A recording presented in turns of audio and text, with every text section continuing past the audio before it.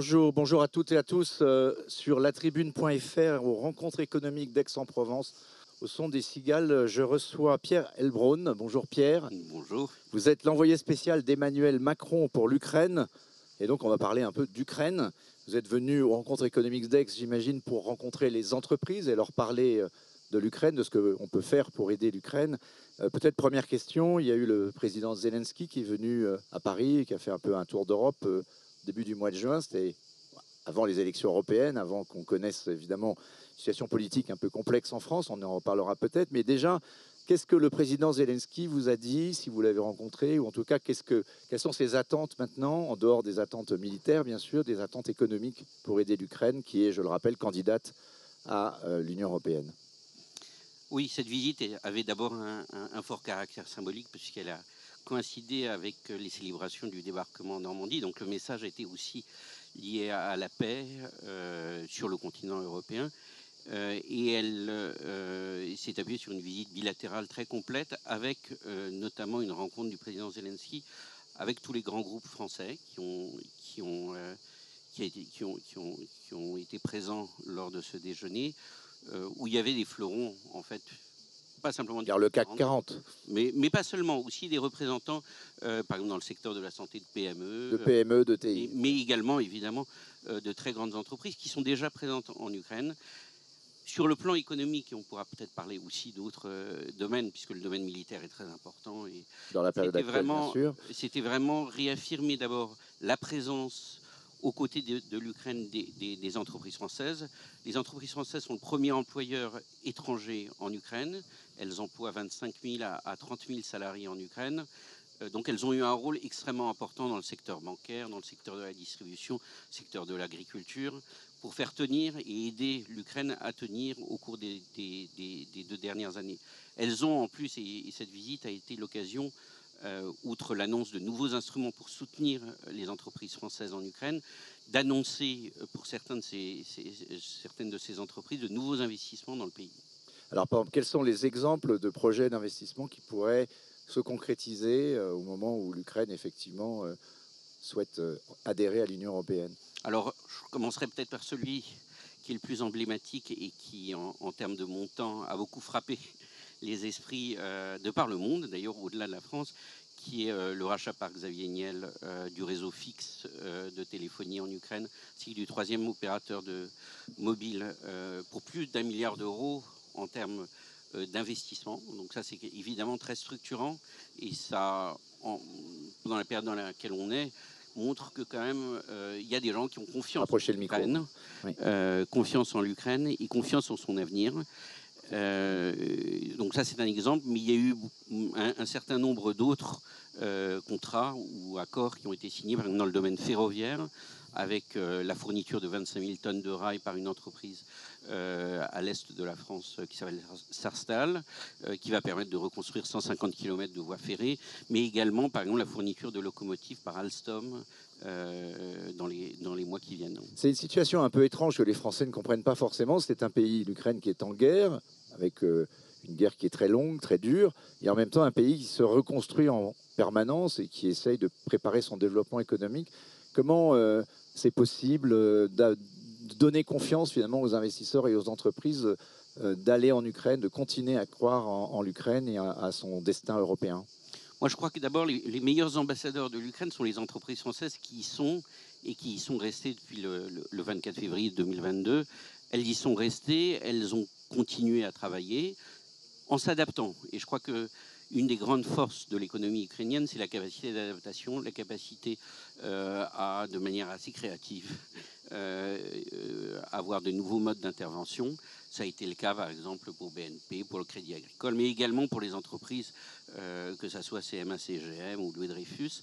Donc il y a ce message quand même de résilience qui est extraordinaire et auquel les entreprises françaises ont contribué, mais il y a également des ressources naturelles énormes dans ce pays, et surtout une taille qui fait qu'on peut parler d'Ukraine, mais en fait on parle de situations très contrastées entre des zones qui sont proches de la ligne de front. 70% par exemple du territoire n'a jamais été touché par un drone ou par un missile depuis le début de la guerre. Et donc évidemment une diversité de situations et en même temps une très grande détermination à se battre au quotidien des Ukrainiens dans tout le pays. Vous êtes là aux rencontres économiques, donc j'imagine vous rencontrez des patrons, vous essayez de les convaincre d'investir, vous leur donnez les clés pour essayer de savoir comment aller dans ce pays, ce qui n'est pas forcément évident. On sait que c'est quand même aussi un pays où il y a eu une réputation de corruption élevée. Donc comment est-ce qu'on travaille avec des PME, avec des entreprises françaises pour les emmener là-bas? Alors il y a d'abord une conscience à partager qui est qu'on ne sera pas présent demain si on n'est pas présent aujourd'hui.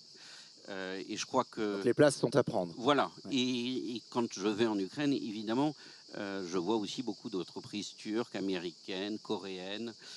Et donc il y a quand même cette perception qui est importante à instiller. La deuxième raison d'y aller, c'est qu'on dispose déjà d'atouts importants liés à la présence d'autres entreprises françaises. Donc il y a des entreprises qui peuvent aussi partager leurs expériences pour faire du business dans le pays, dans des conditions de transparence, avec des partenaires fiables. Et troisièmement, on a toute une boîte à outils qu'on a mise en place avec les opérateurs, avec la BPI, avec l'AFD, un fonds bilatéral de 200 millions d'euros sur les infrastructures critiques. Donc cette boîte à outils vise justement à ce que des PME, également françaises, puissent commencer des activités sur le marché ukrainien, quitte à les développer évidemment à plus long terme. Alors, pour ne pas parler trop politique, mais néanmoins un peu, il y a ces élections en Europe, en France. Est-ce que ça peut changer les choses si jamais c'était le Rassemblement national qui gouvernait dans la relation que nous avons, ou alors si je suis une entreprise qui croit qu'il faut aller en Ukraine, vous pensez qu'il faut leur adresser un message de continuité? Moi, je crois que le message est celui de la continuité, évidemment, ne serait-ce que parce qu'une grande partie de notre aide, et on l'oublie souvent, passe par les institutions internationales et l'Union européenne. Nous sommes le deuxième contributeur de l'Union européenne. Nous sommes par ailleurs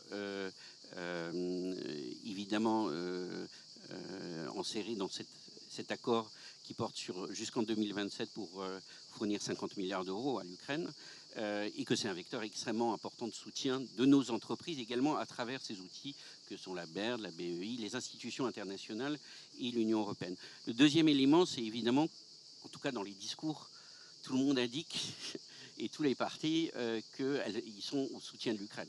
Il y a des débats, d'ailleurs quelquefois un peu rhétoriques, sur le volet militaire, jusqu'où aller en termes militaires.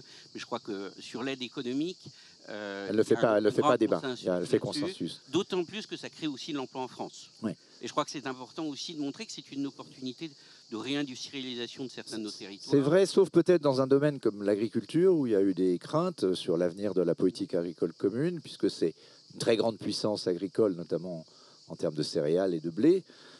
Qu'est-ce que vous pensez que l'adhésion de l'Ukraine va se faire évidemment progressivement, mais comment on peut rassurer peut-être ces milieux agricoles face à des changements qui évidemment, enfin, ils peuvent s'attendre à des changements importants de la PAC en cas d'adhésion?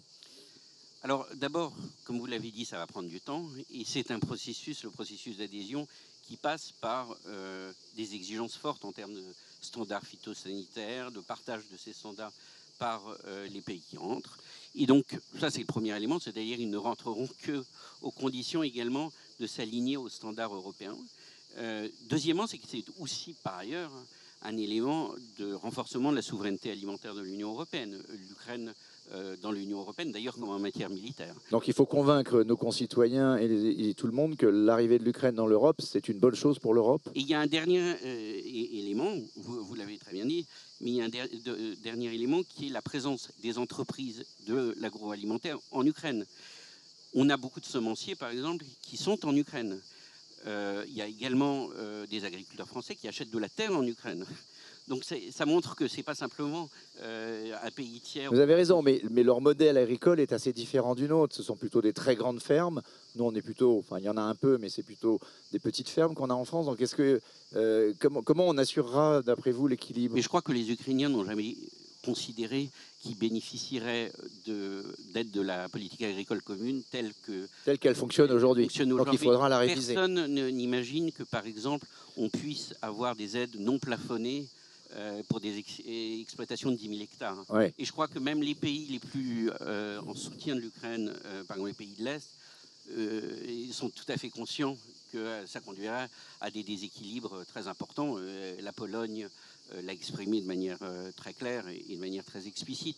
Donc c'est un processus parallèle, à la fois la discussion de l'accession de l'Ukraine au marché européen, mais également la discussion sur les critères et les conditions de formulation des politiques communes, à commencer par la politique agricole commune, mais également la politique de cohésion et d'autres politiques très importantes. Si on donne les chiffres, qu'est-ce que ça pourrait représenter? Imaginons que la paix puisse avoir lieu entre l'Ukraine et la Russie. Il y a des négociations qui pourraient peut-être à un moment donné se dérouler sur la base évidemment de ce qui s'est passé sur le terrain. Mais si ça avait lieu, on rentrerait dans une phase d'accélération de la reconstruction. Tout le monde voudra aller en Ukraine, sauf que les États-Unis évidemment, qu'on fournit quand même la majeure partie de l'aide. Qu'est-ce que ça veut dire d'un point de vue économique pour nous? Ça veut dire que ça va changer la nature de votre mission dans ce cas-là, si jamais on était dans une situation différente de celle d'aujourd'hui, où on est un peu au cas par cas et où on passerait à la reconstruction. Alors on est dans un pays, on est au début d'un processus et on est par ailleurs dans un pays qui continue à croître. C'est-à-dire que c'est un pays en guerre, mais qui croît avec 5% de croissance. C'est pas complètement négligeable déjà. Ce qui est 5 fois plus que nous.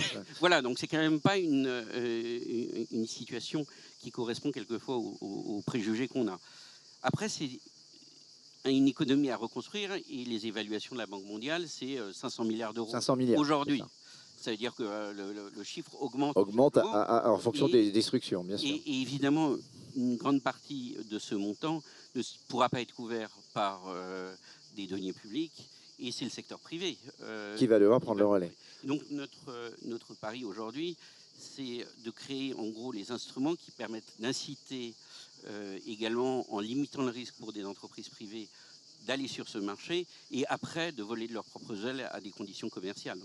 D'accord. Et pour terminer, peut-être dernière question sur le volet militaire. Qu'est-ce que vous pouvez faire en accompagnement de votre côté sur le volet militaire? C'est assez limité pour le moment, mais ça fait partie de votre mandat. Non, mais ça fait partie en tout cas des toutes premières priorités de notre action.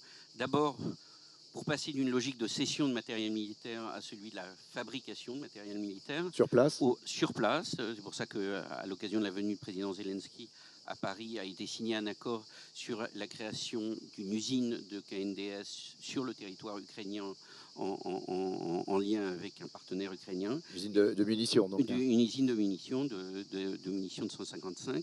Et c'est un mouvement qui concerne l'Ukraine, mais qui concerne en fait une grande partie de l'Europe qui est en réarmement elle-même. Est en phase de réarmement. Donc, évidemment, il y a une demande très importante aussi dans ces pays-là, en Pologne, de canons César, de matériel. Donc ça représente également une opportunité importante pour ces secteurs-là. Bon, vous croyez à la fin de la guerre pour cette année, ou Trump a dit qu'il l'arrêterait en 24 heures? Je crois qu'elle dépend beaucoup de nous. C'est pour ça que ce n'est pas une guerre qui nous est extérieure.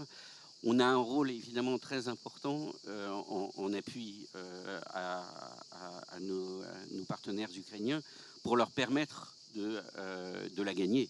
Et donc le défaitisme, pour l'instant l'aide européenne, juste pour donner une idée, c'est 0,01% du PIB européen. Donc cette économie de guerre, on n'y est pas encore en termes opérationnels. Ni en termes d'efforts collectifs. Alors il y a de façon globale sur l'économie de guerre, notamment sur l'armement, il y a ces projets aussi de fonds pour l'armement qui pourraient être créés, 100 milliards, voire même plus, où la France pourra y participer, évidemment. Exactement, et c'est un des grands débats qui aura lieu aussi dans le cadre de la mise en place des nouvelles institutions à Bruxelles, la nouvelle Commission européenne, de savoir comment on peut avancer sur ces sujets-là et pouvoir être à la hauteur aussi de l'enjeu de réindustrialisation au niveau européen, dans ce domaine. Dans le domaine de l'armement. Bien, mais très bien. Merci beaucoup Pierre Heilbronn d'être passé depuis les rencontres économiques d'Aix-en-Provence sur le plateau de la Tribune. Et en espérant vous revoir bientôt. Merci beaucoup. À bientôt. Merci, au revoir.